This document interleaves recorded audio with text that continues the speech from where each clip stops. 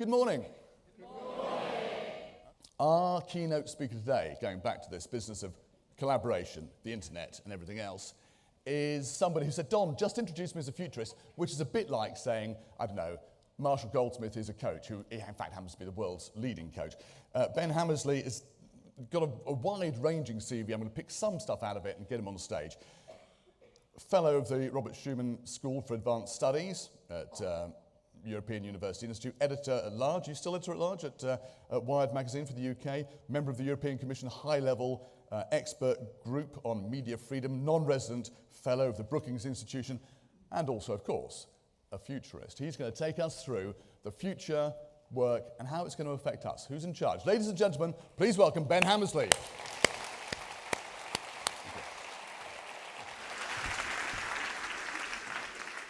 Good morning, everybody. My name's Ben Hammersley. I am, as has been said, many things, but I'm mostly a futurist. So my job is to travel the world and to explain to people, large groups, whether it's groups like yourselves or governments or militaries around the world, about the way that the world is changing. Sometimes I talk about this as that I try and live a couple of years in the future and then come back and tell you all about it. The phrase that comes to mind is a phrase from the novelist William Gibson, who said the future is already here, it's just not evenly distributed. We're living through a time of immense change, and that change is happening at different rates in different places. And so what I'm going to try and talk about this morning is what's happening at the extremes of this change. So some of these things you will have seen, some of these things you're about to see, some of them will happen to you in the next few years. But rest assured that everything I'm going to talk about today is already happening. It's stuff that is actively changing the world today. This is a tweet that I found a couple of years ago that I think really sums up the way that the world is at the moment. It's just really weird. I mean, have you noticed that, right? You know, like, certainly over the past couple of years, through modern technology, the world has got very strange. As this guy says here, last night my mate asked to use a USB port to charge his cigarette, but I was using it to charge my book. The future is stupid. And the reason the future is stupid the future is stupid for many reasons, but one of those reasons is that people like myself, futurists and technologists, are sort of given the job of envisaging things, and then engineers go away and make that thing. And a lot of us futurists, we make our predictions about the future based on, we just make it up. They're not really based on anything. We do what's called a rectal approximation, and I love that phrase. We do a rectal approximation, and then engineers go away and make it up. I'm not going to do that today. Instead, I'm going to base what I'm going to say on some fundamental axioms about the future. I like to think that if you can understand these three things, you'll really understand your life for the past 20 years and your lives for the rest of your life. There are three major rules that are controlling the economy and the world at the moment. What we call Moore's law, Metcalfe's law, and the effects of market penetration. I'll go through these very, very quickly. Moore's law. There was a man called Gordon Moore. He was the co-founder of Intel. Intel, the people who make the computer chips, right? And in 1962, he was looking at the sales brochures that Intel were putting out for these little integrated circuits that they were making. And he realized that there was an interesting pattern that had been happening. That roughly every year, for the same amount of money, the number of components on one of their integrated circuits would double. He wrote this down as a memo to his fellow engineers, and they sort of kind of ignored it, really. They filed it away.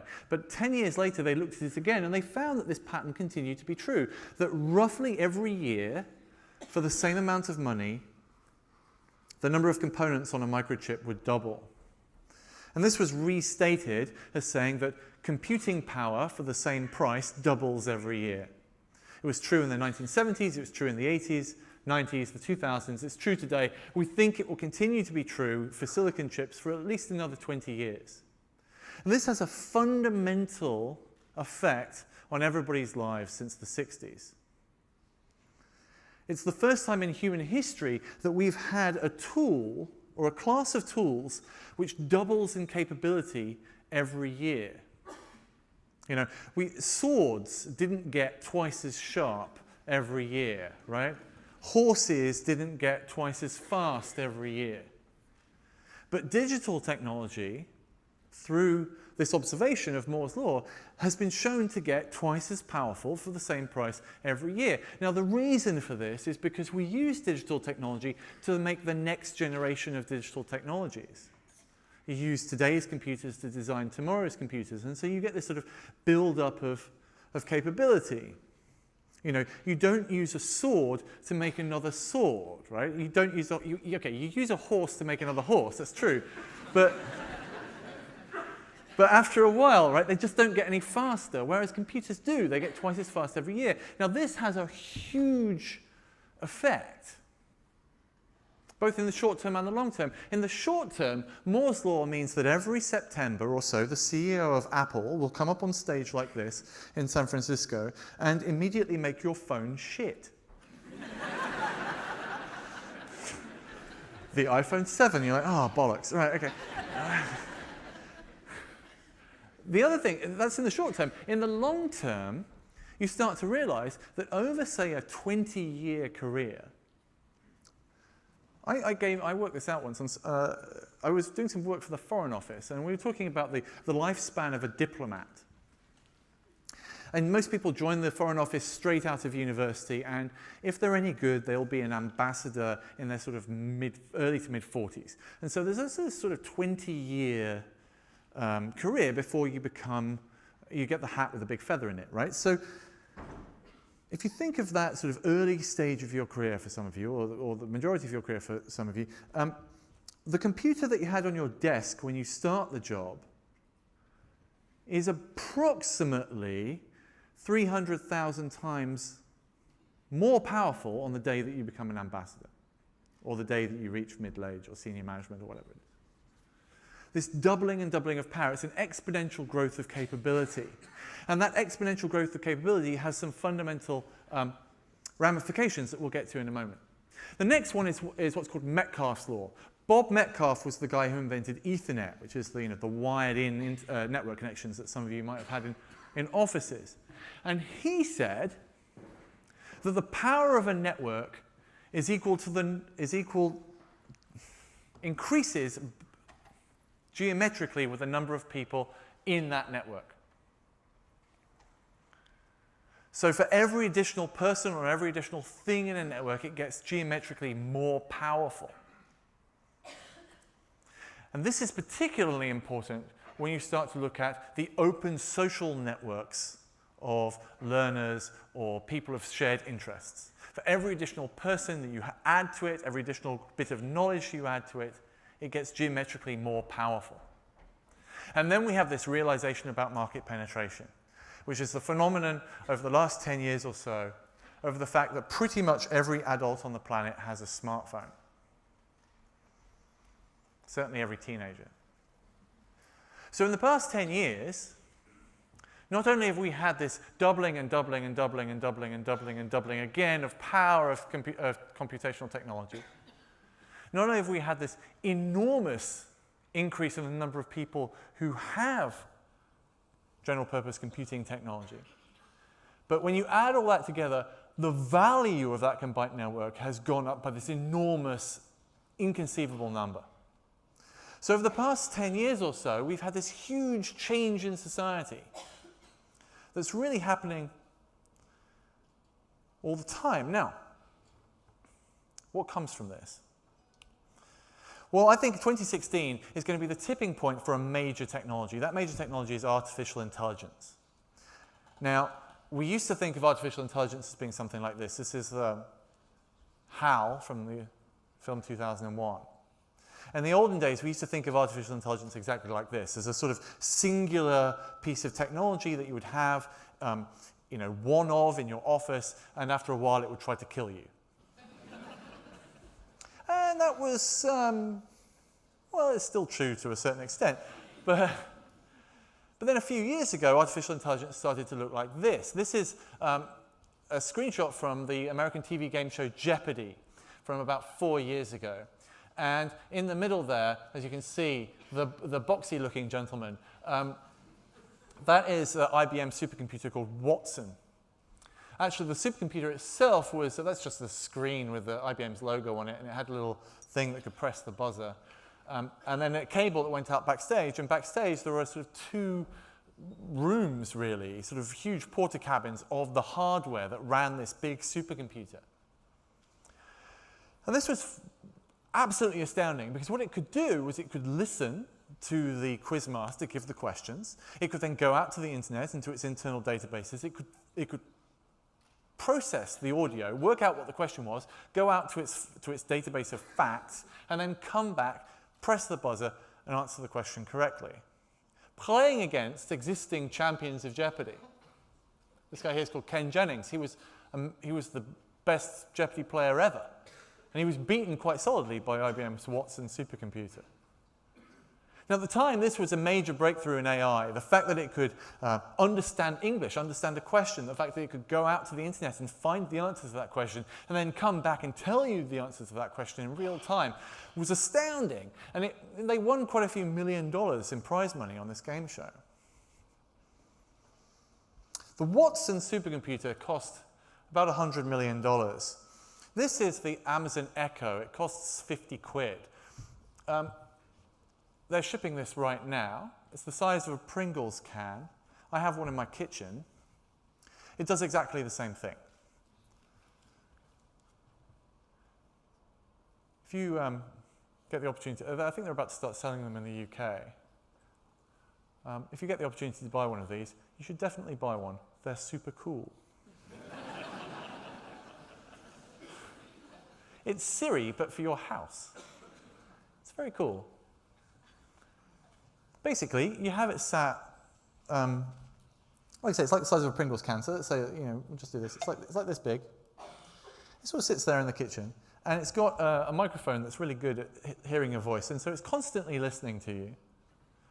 And you can say, it's called Alexa. And you say, hey, Alexa, and it's the blue light on the top lights up, and it goes, Alexa, and ping, and you say, play BBC Radio 4. You have to speak to it like this. Play BBC Radio 4, and Radio 4 comes on. That's very good. And then you say, Alexa, stop. And it stops.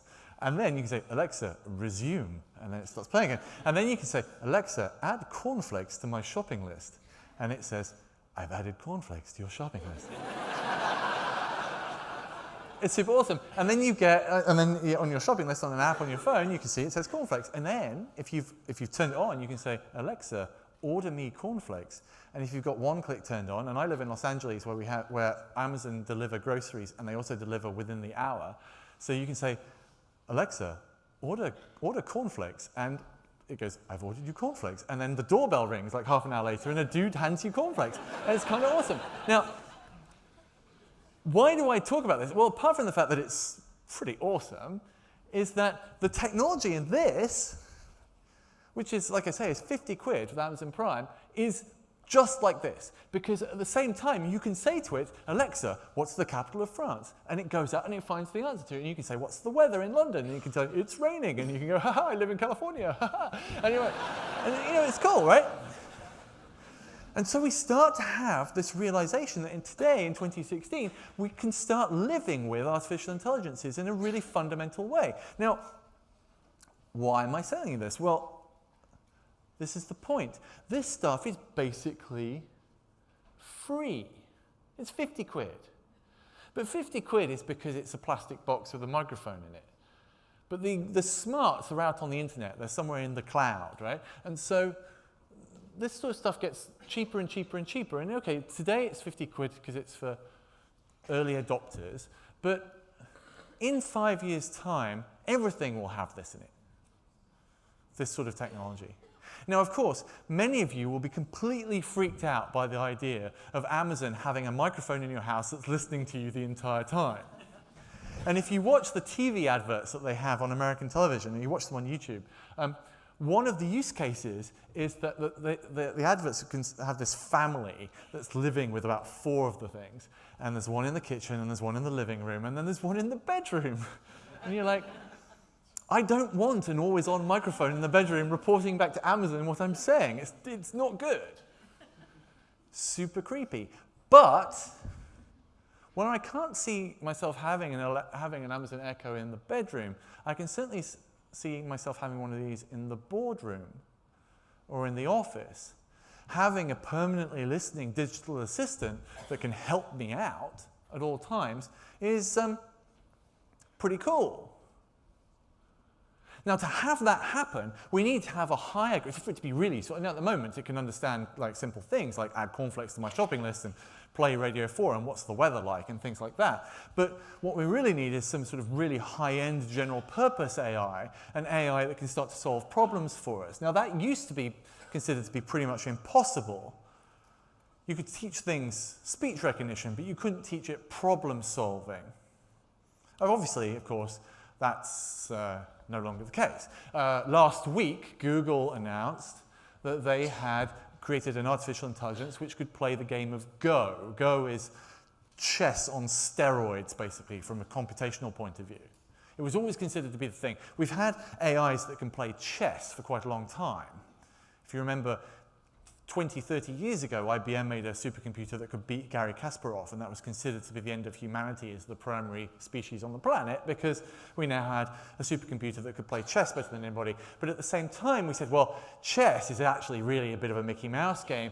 Go is the really difficult one. There's no way computers can beat a Go champion, until last week, when they did.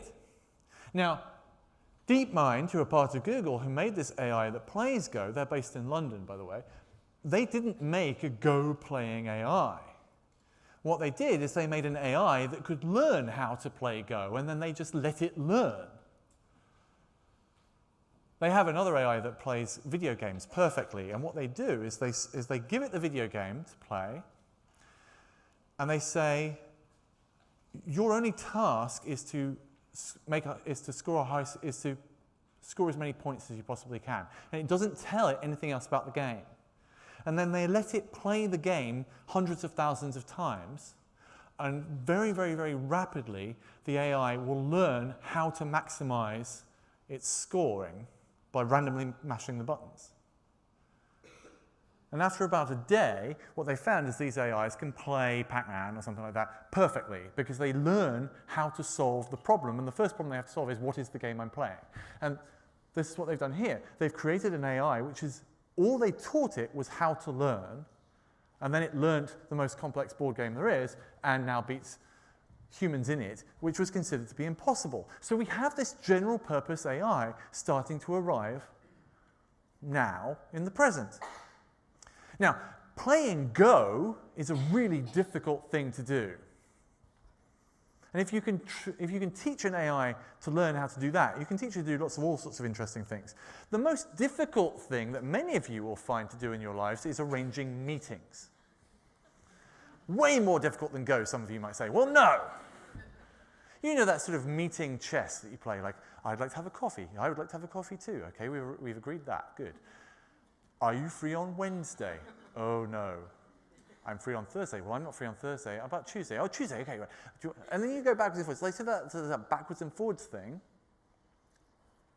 And you have secretaries and meeting arrangers. And there's a whole sort of industry of personal assistants who are dedicated, humans that are dedicated to solving that problem of arranging meetings. Very, very hard. Until, of course, this year, where Amy at X.AI started to exist. Amy is a single-purpose artificial intelligence that you access through email. And if you have an account with Amy, there's a waiting list at the moment, but it's free if you get to the top of the waiting list. All you do is you start to have an email with someone. If I want to have a coffee with Don, for example, I will email you, and I say, oh, we should have a coffee. Oh, good idea. Let me introduce you to my friend Amy. CC Amy in, and then I back out of the conversation. And Amy pops up and says, we'd like to have a coffee. And you and Amy will have a conversation, and you will think Amy is a real person. Because Amy will talk to you in English and will be able to understand your typing and all that sort of stuff and your spelling and everything, right?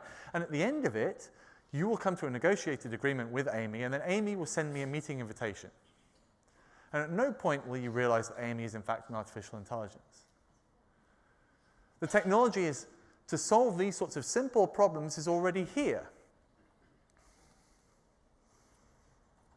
So we're starting to see this sort of interesting issue of technology is increasing at such a rate that we've reached a tipping point where it's good enough now to solve AI problems that are actually in the real world.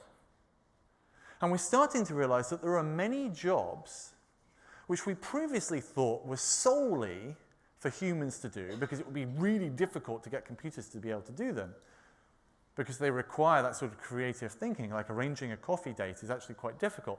But we've now realized that we now have AIs that can do that. And so there is this issue today that there's a whole raft of professions which are deeply threatened by AI.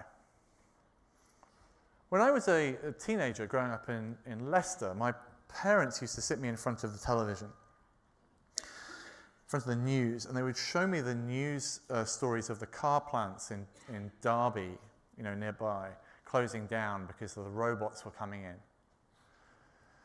And so lots of the mechanics and so on were being laid, the car workers, were being laid off because they didn't. You don't need a human welder anymore because you've got robots that can do it. And so they would. You remember that whole industrialization period, right? And so they would sit me down and they would say, like, you need to go to university and you need to get a proper job in a proper profession, doing something where you can't be replaced by a robot. You should be a doctor or a lawyer or an accountant. That was terrible advice. Because it turns out that all three of those things are now robots. There are quite a few companies now that do accounts through artificial intelligences. They sort of dress them up by having a human being pretend that they're doing your accounts, but it's mostly done by AIs. IBM's Watson, after it stopped being a contestant on game shows, one of the things they did was they started feeding it medical textbooks, training it to be a doctor. And last year, which was the last time they spoke about it in public, they said that Watson was now a good diagnostician as a final year medical student. Now, because computing power doubles every year due to Moore's law, we can pretty much easily say that within the next few years, Watson will be as good a diagnostician as a first-year real doctor or a GP. Which means that in 10 years' time, your regular family doctor will be a 99-cent app on your iPhone 15. Because there's this realization that actually, if you can break the job down into an algorithm, if you can break it down into a big flowchart, then AIs are really, really good at it. And medicine, to a certain degree, turns out to be a really big flowchart. Is the patient alive or dead? If dead, stop. Alive? And you just work your way down, right? And so that's quite easy to train an AI to do. But in the olden days, we used to have to train it by giving it every one of those junctions in that tree diagram.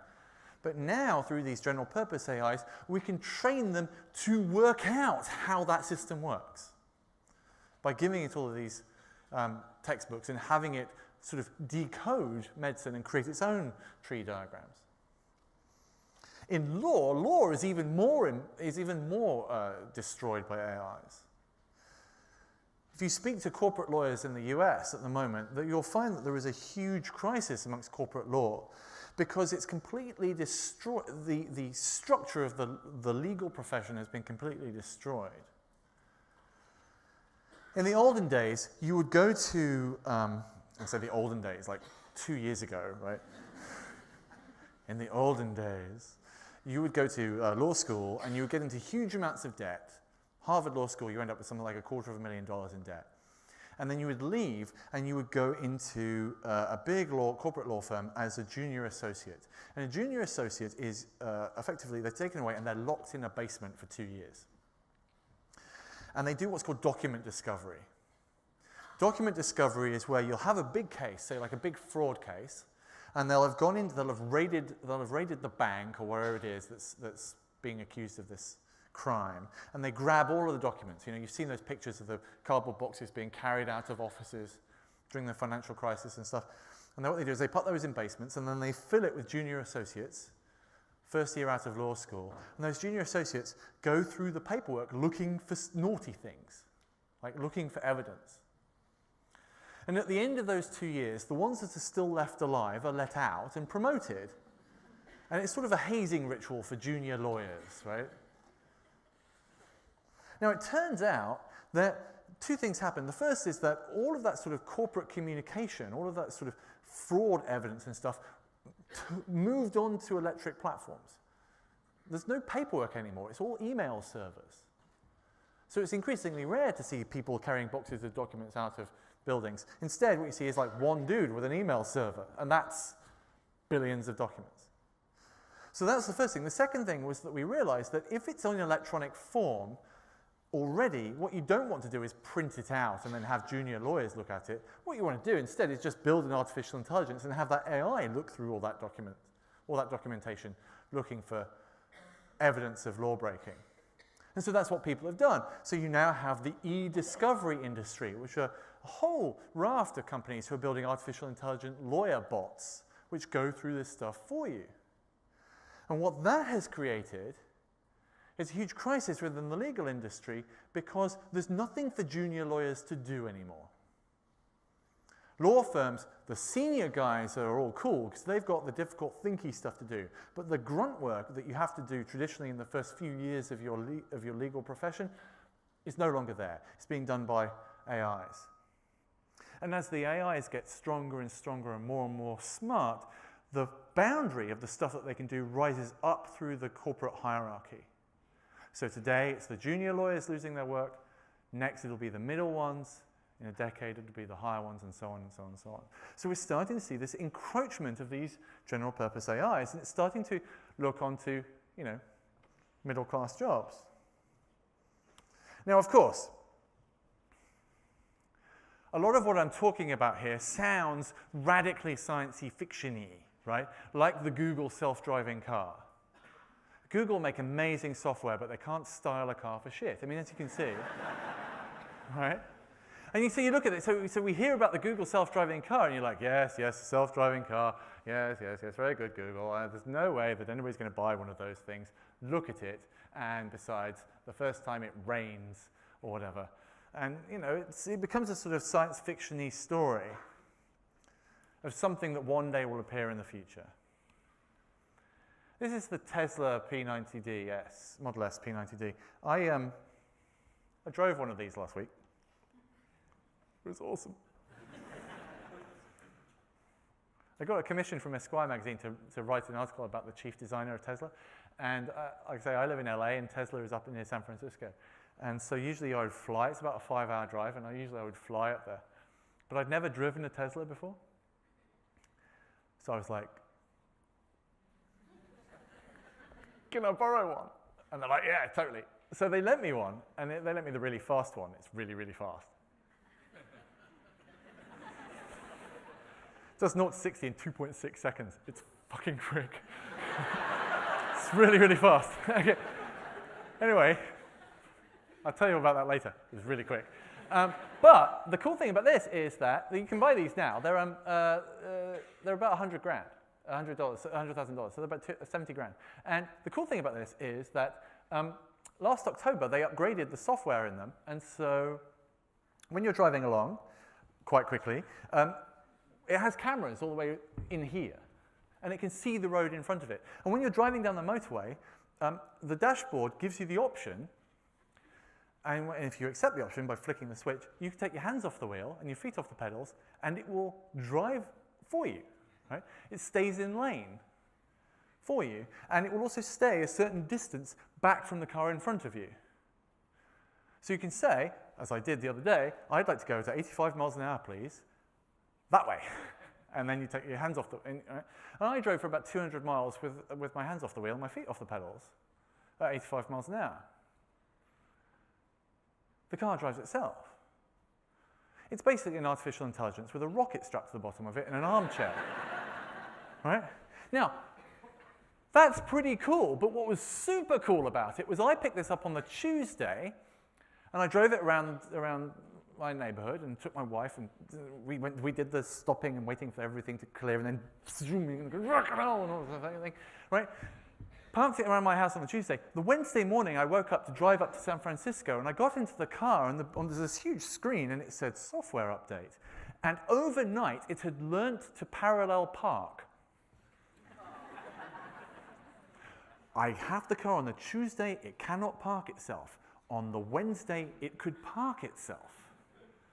Because one of the other realizations is that when everything is digital, you can give it new capabilities just by changing the code that runs it. These things are learning. My old car doesn't learn, right? It doesn't get any better. It just sits there, feeling sorry for itself that it's not a Tesla, right? I feel sorry for it that it's not a Tesla, right? It was a terrible thing. I had to give the thing back. But the Tesla, because it's a digital thing, because it's subject to Moore's law and all these sorts of things, on the Tuesday, it's a regular car that goes like a rocket. On the Wednesday, it's a regular car that goes like a rocket and that can park itself. Now, this creates all sorts of real problems in society, because it creates this whole new class of people. Meat puppets. Some of you in this room may well be meat puppets. Some of you may know meat puppets. Some of you may be married to a meat puppet. Some of you have achieved meat puppetry. Some of you have meat puppets thrust upon you. A meat puppet is somebody who is keeping their seat warm, waiting for the AI to take over their job. And there is a whole class of employment right now which is a meat puppet job. Just in the self-driving car realm, it's pretty obvious that taxi drivers, for example, are meat puppets. Uber, right, the app that you can order a taxi from, right, which has been valued at tens of billions of dollars for what effectively is a sort of souped-up radio cabs. Right? The reason it's worth so much money is that they're not really a cab firm. They are a dispatching system for robots. It's just that we haven't replaced the human bit yet. The Uber driver is a meat puppet for the self-driving car.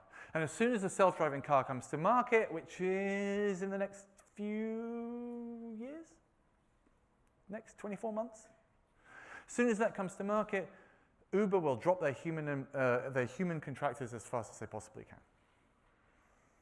Now, I actually, just as an aside, I don't think that self-driving vehicles are really anything to do with this sort of thing. I mean, if you do lots and lots of mileage, a self-driving car that will drive itself up the M1 is pretty awesome, but lots of people actually quite like driving as a physical act. And certainly in the States, it's a very symbolic and metaphorical act for sort of political values of freedom and all that sort of stuff, and it's all tied in with self-identity and so on. Self-driving cars, that's one thing. Self-driving trucks, self-driving buses, all those really big things, they will be self-driving as soon as they possibly can be. As soon as there is a self-driving truck, which is demonstrably 1% safer than a human-driven truck, human-driven trucks will not be allowed in inner cities anymore. There isn't a politician in the world who couldn't stop that from happening as soon as it was demonstrable that a self-driving truck is going to kill one fewer bicyclist in London. And so if you're in the haulage business, you're fucked. Because this is going to happen very soon. And so your job in the L&D world is to work out, really, which industries are sort of meat puppeted industries, and to help them deal with that transition. Now, of course, as a futurist, my job is to stand up here on stage and say, like, you know, by 11 o'clock this morning, you know, the machines are going to take over.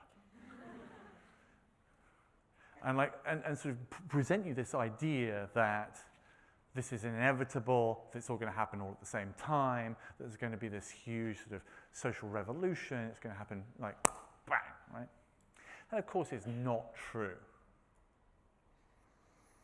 There's always this objection, and this objection is entirely valid, that all of these scenarios that junior lawyers are going to be put out of business, that most doctors are going to be AIs, that secretaries no longer have a role in the world because meetings can be arranged by, that trucks will be self-driven, all these sorts of things.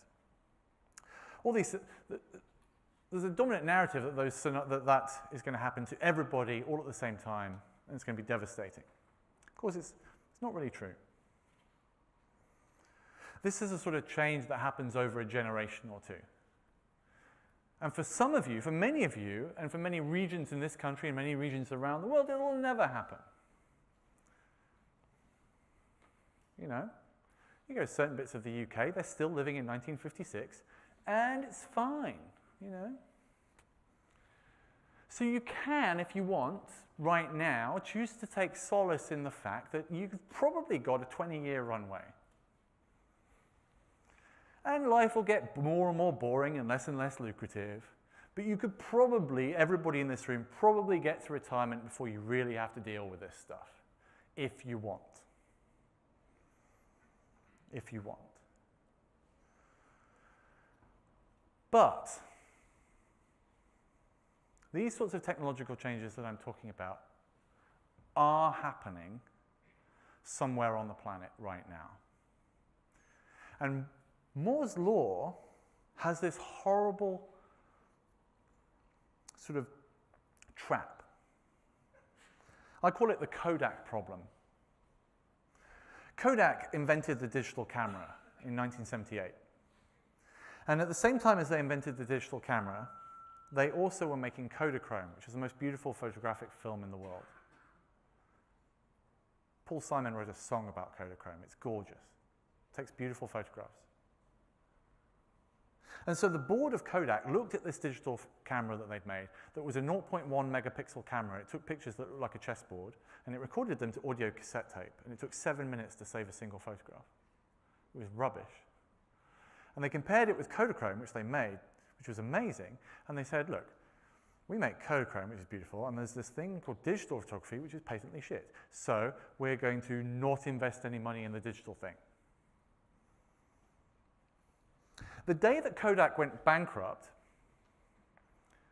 about 30 years later, was the day that Instagram, which is an app, as you know, that takes pictures to make it look as if it's taken on old Kodak film, was sold to Facebook for $800 million and had at the time 8 employees.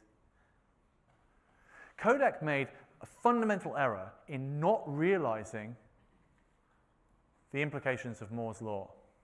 And the implication of Moore's law is that if it exists digitally, even if it's not very good, it will inevitably and eventually become amazing. Simply through that sort of pseudo-natural process of the doubling and doubling and doubling of computing power. So if you see any digital threat to your position or to the position of your clients, but you dismiss it as being rubbish today, you have to remember that that threat will be amazing and deeply threatening eventually.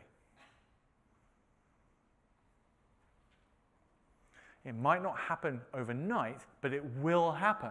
And you have to make the personal choice as to work out precisely how much runway you've got left before it kills you.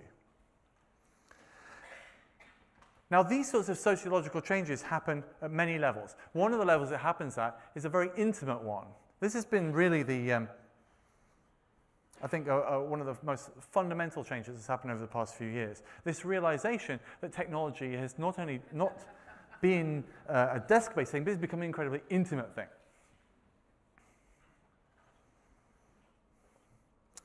Everybody here, I'm sure, has a smartphone, right? Or 2. Some of you might have 3. Some of you have got a BlackBerry and so don't want to show it, but right? So what we've realized over the past few years is that if you have a smartphone, there's been 3 major studies into this. The last one was from Harvard, and they showed that if you've had a smartphone for more than a year, everybody in this room, right? You've had a smartphone for more than a year, 98% of you, so again, everybody in this room, will have felt your phone vibrating in your pocket when it wasn't. It's called phantom vibration syndrome. It's a thing. It's a genuine thing, right? You know, you're walking along, you're like, oh, no, it's not, it's fine. The reason is because once you've had a phone for more than about a year, then it fundamentally changes the structure of your brain. Right now, everybody in this room has a part of your brain right here at the back which is thinking the same thought over and over and over again. All of you right now, a little voice in the back of your head, very quiet, but if you listen to it, you can hear it. It's just saying the same thing. Is it ringing? Is it ringing? Oh shit, I hope it's on silent. Is it ringing? Is it ringing? Is it ringing? Is it ringing? Constantly throughout the day. Is it ringing? Is it ringing? Should I check Twitter? Is it ringing? Do I have email? Is it ringing? Is it ringing? And every so often, because it's a biological thing, it goes wrong. And so you've got, is it ringing? It's ringing. It's ringing! It's ringing! Oh, okay. It's not. So 98% of you have felt that in your pocket. 46% of you, so all of you guys, not you lot, all of you lot, you will have, statistically speaking, felt your phone vibrating in your pocket when you were holding it in your hand. Phantom vibration syndrome, genuine thing, right? What this goes to show us is that these things are increasingly, fundamentally part of our psyche, and that we're starting to become deeply entwined with this technology in a way that we never were before. Now, this starts to have really deep implications for the way that we start to interact with each other. Because we're all connected through these technologies, and because these technologies are deeply embedded within our psyche and within our biology now, we're starting to live in a world where these technologies fundamentally affect the way we interact. Now, let me give you a good example of this. Apple Watch. Apple Watch. Many of you will have an Apple Watch. Many others of you will have another sort of Fitbit or something like that around your wrist. If you've got the latest one, or if you have the Apple Watch, then they take your heart rate all the time. Now, we're going to get rich by the end of this year, because I'm now going to explain to you an app we're going to build. And if somebody else doesn't do this for realsies, the end of this year, we're totally going to do it. We're going to make so much money, right? Here's the thing. Your Apple Watch. This is going to happen, I can guarantee you. Your Apple Watch, or any other smartwatch, knows who you are because it's your watch, right? It knows where you are because it has access to GPS and all those things. And it knows what you're doing because it has access to your calendar and your work data. It knows who you're doing it with because it has access to your contacts. It has access to things like LinkedIn, right? And it also knows your physiological state. It knows your heartbeat. Now, we know through science that when you are psychologically aroused, when you're with somebody, for example, who you find incredibly irritating, your heart rate goes up. So it's a trivial piece of technology to connect all those things together to create the world's first artificial intelligent, crowdsourced, wearable technology arsehole detector.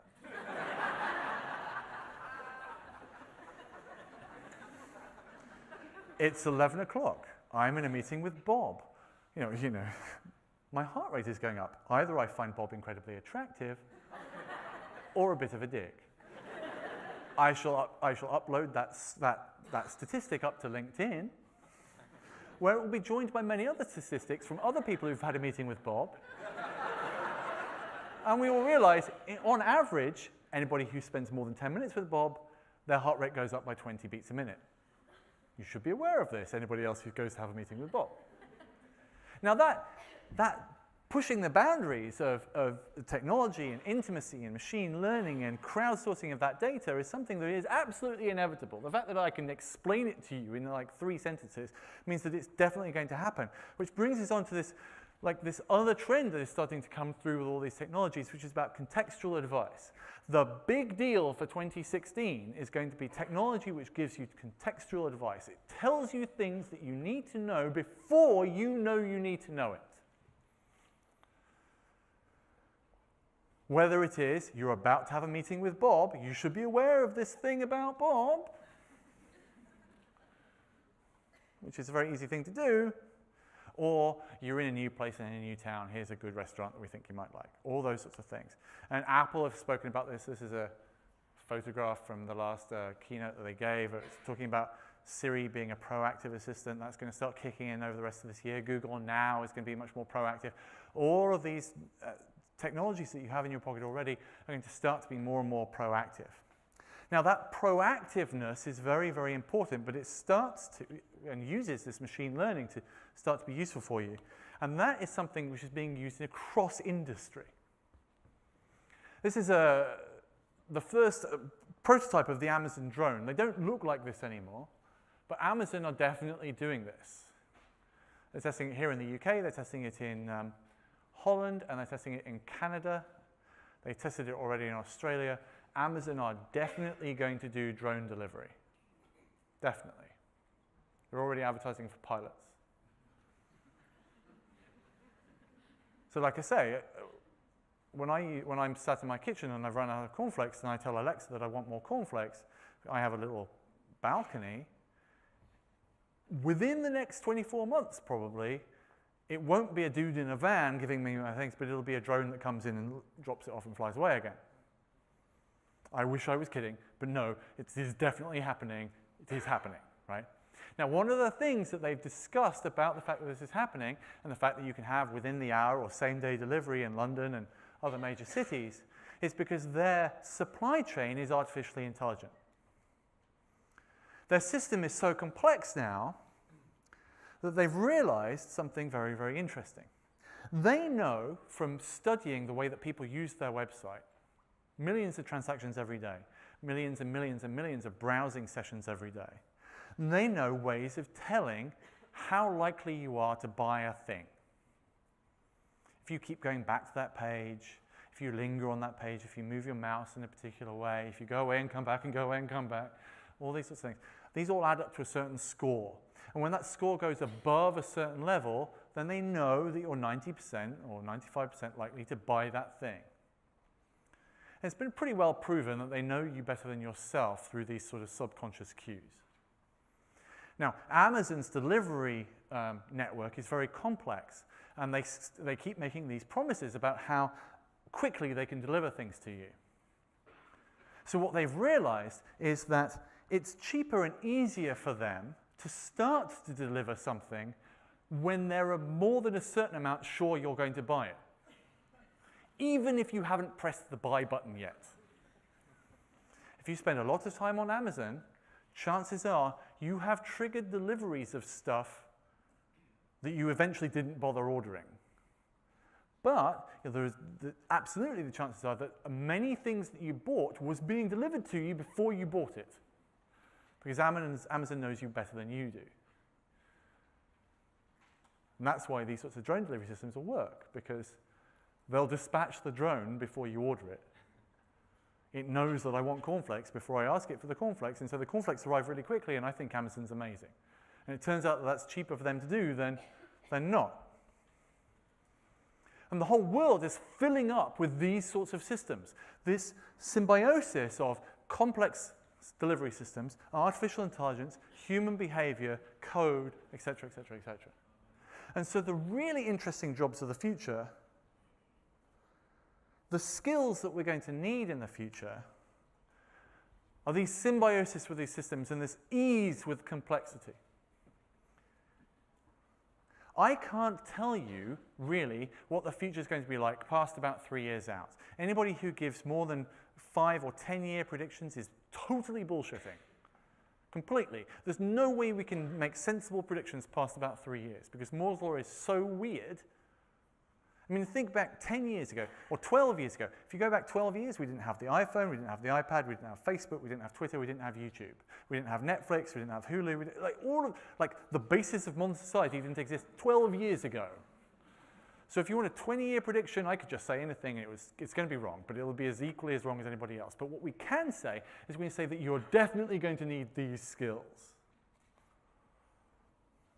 And so the real challenge we have is trying to understand what are the upcoming fundamental changes to the world that we know it today, so that we can start to understand those systems and start to become symbiotic with them. Now, one of the ways you can do that as a futurist is to look at what kids are up to.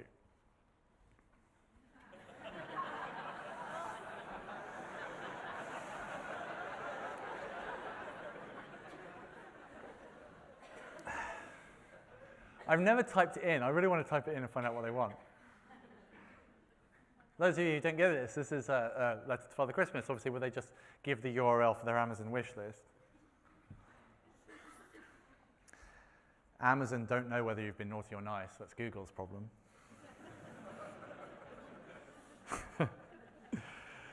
That's so much closer to the truth.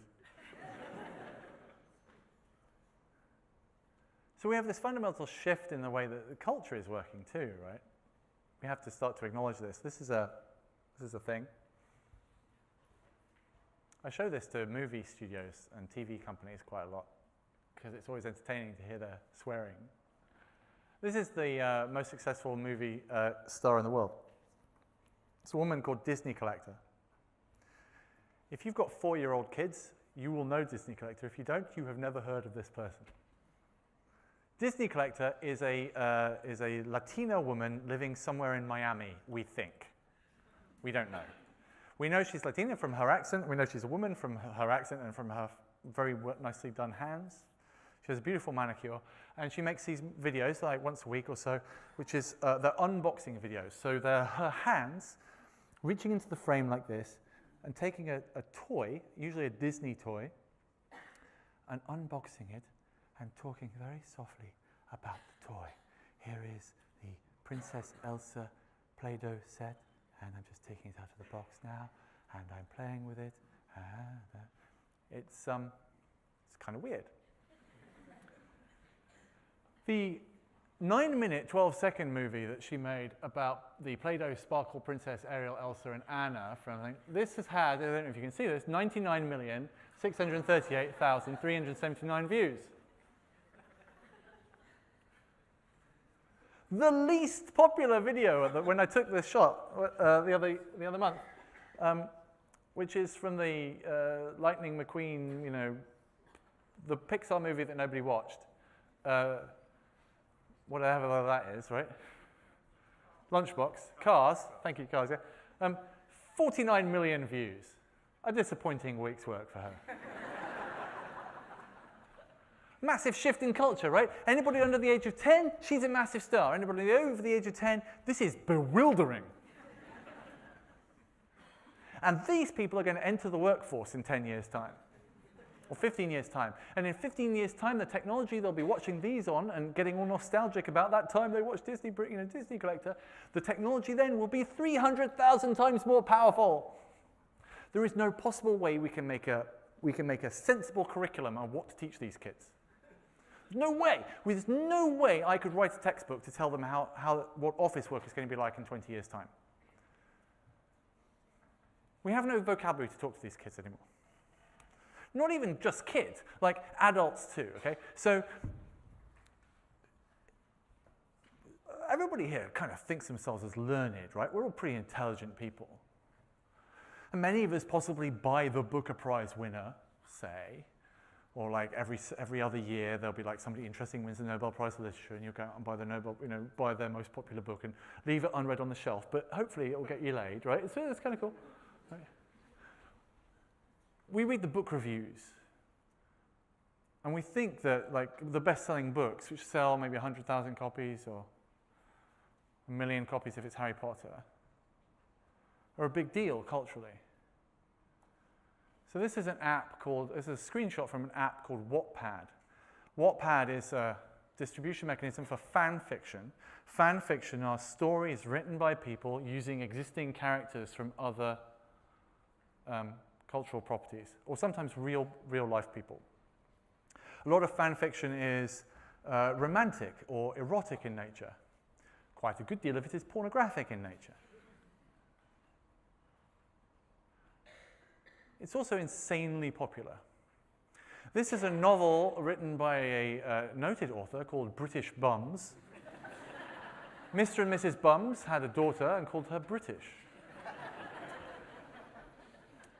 It is called P.S. I Hate You, and it stars, the main character is Harry Styles of One Direction. I'm assured is a popular beat combo. He's a very popular man, young Harry. Harry is so popular that this semi-erotic romantic novel about him has been read 90,970,772 times when I took this screenshot, and had 500,000 comments. Nobody here has ever heard of it. And this is one of thousands of titles on this service. Why am I showing you this? Well, the point is to reinforce the fact that not only will we have all of these incredible systems coming up which are threatening all of these jobs, not only do we have these incredibly complex systems which are creating whole new social structures and business structures with preemptive delivery and drones and all this sort of stuff, but also to show you that there is a whole vast swathe of a deeply complex, socially embedded culture which is enabled by these technologies, which is also part of the mix. And it's only by taking into account all of these things that we can actually have a genuine oversight of what is happening over the next 5, 10, 15, 20 years. And as somebody whose job it is to prepare people for the next 5, 10, 15, 20 years, you have to start to develop a view of what the hell is happening today. And it turns out what's happening today is super weird. So what are we going to do? Well, we're starting to realize that actually the skills that we need to be teaching people are the sorts of things which cannot be done by computers. We don't want to commit the Kodak problem. We don't the Kodak mistake. We don't want to teach ourselves or teach others skills and roles which will be taken over by machines eventually. You don't want to just be keeping the meat puppet warm for a bit, really. You want to be teaching them human-exclusive complex system cognitive capabilities, giving them the tools which will enable them to do stuff which only humans can do. And we need to work out what those are. And we do that by not paying attention to fancy technologies. For example, this year, this is going to come out. This is the Microsoft HoloLens. It's super cool. I'm going to have one of these, absolutely. It's amazing, right? It's a bit of goggles, you put it on, you immediately look really sad, but what it does is it gives you a video overlay over the top of your natural sight, and so you can play Minecraft, for example, where your Minecraft world is stretched out in front of you, and I can be wearing a headset, Don can be wearing a headset, he could come into the room, he will be on the other side of my castle, and he will be able to see my castle from that side, and I'll see it from this side, we'll be able to walk around it, and we'll be able to play Minecraft together, it'll be super great, and those will be on the front cover of T3 magazine. It'll be amazing. And like people in NASA are starting to use it, so that NASA scientists now still use this technology. So they get the 3D scan from the NASA robots, the robots that live on Mars. And right now, planetary scientists can use these HoloLens to walk around Mars, and they can all stand around a rock and point at it and all this. It's super cool. But that's not the future technology you need to be paying attention to. That's a toy. The future technology you need to be paying attention to is understanding the fundamental changes that it makes to the human condition. We have to learn how to learn with this stuff. All of these technologies are starting to give us superpowers. I think that's the only way we're going to, as a society, get out of this issue of meat puppetry. We're going to realize that instead of a threat to us, these AIs and so on, we have to treat them as amazing tools to help us get more complex work done.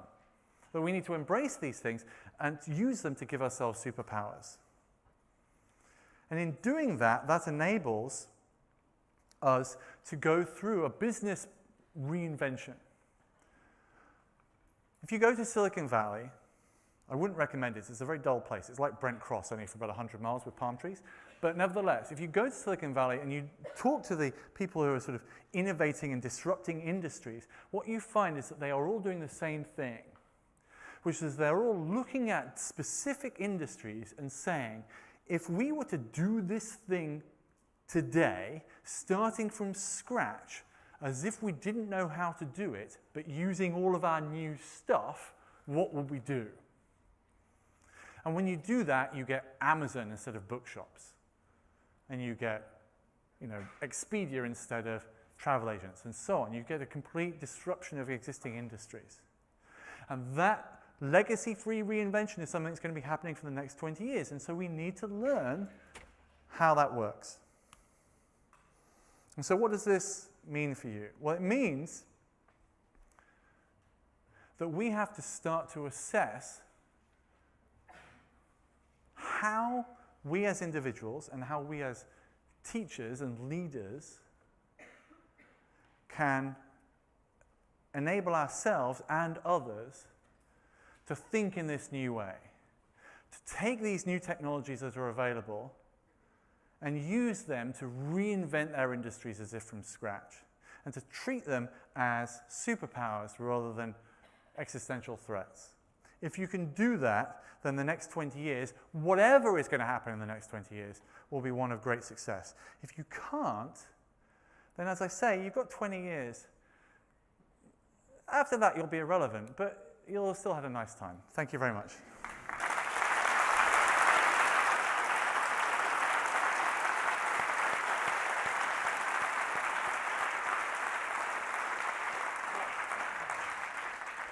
Well, Ben, thank you. I'm slightly overawed and bewildered and befuddled, but also fantastic talk. We don't have time for Q&A, unfortunately, but I'm just going to ask you one question anyway, put you on the spot. Okay. Everyone's here. They're going to be leaving. They're going to be going back to your offices tomorrow, Friday, all bright and G'd up from the conference, ready to go to work. The world's changing enormously. You know what I'm going to say, don't you? There's one thing. What is the one thing that they're going to do? Ben doesn't know this question's coming to him, by the way. Okay. 9 o'clock tomorrow morning, sitting out the office. What am I going to do to get your hands around the future and put yourself in the driving seat? That's such a mean question to ask, isn't it? Call up Tesla and ask them nicely. What's the first thing you can do? I think it's a mind shift change. And the mind shift change is that legacy renewal, that legacy-free renewal idea, which is to spend some time looking at everything you do in your life and work. Just choose a domain, whatever it is, right, at work, and go, if we were to start doing this today from scratch, right? Never mind what we've always done, never mind what is considered best practice, never mind that. But if we were to do this from scratch today, given all of the toys that we've got to play with, all of the tools that we have, how would we do this thing? And that's actually quite hard, because the metacognition involved in that is very difficult to step back from that. And it is a skill within itself. But if you can do that, then you will find that there are many improvements that you can make, and there are many realizations that come from that. If I just have 30 seconds to give you an example of this. I haven't got the slide to show you, but all of these technologies have ramifications. And one of the ramifications that the internet, we've known about the internet for forever, is this death of distance idea, that you can work from pretty much anywhere for a certain class of jobs. There are a couple of websites, and I can share them on Twitter or whatever later, but there are a couple of websites now which realized that there are a whole class of people who went to business school in the US, got MBAs, and then kind of noped out of the corporate world. They're just like, nah. And they all moved to Bali, it turns out. Right. And so it turns out that Bali, there are certain beaches in Bali that have more MBAs doing yoga than anywhere else in the world, right? And they need enough money to pay for their joss sticks, and their sarongs, and mango lattes and stuff, right? And so there are quite a few websites now where you can rent a Harvard MBA by the hour. Now, what this means is that if you ever have anything that requires like an MBA level execution, Bali is on the other side of the globe, which means that you can get stuff done overnight by people who are really good for about 50 quid an hour. right? And so I have had, and the same thing for the design industry as well. Yeah. So I've had major work done by major designers and by major MBA, like senior level, 20-year consultants and so on, for about 200 quid, where I've ordered it at 5 o'clock in the evening as I was leaving the office, and when I arrived at 8 o'clock the next morning, it was done. Now, that realization that the internet has given me a superpower, and the superpower is I can, through the force of my will and typing, get MBA level work done for me whilst I'm in the pub, has given me a superpower. And that's enormously liberating, as long as you don't tell your client.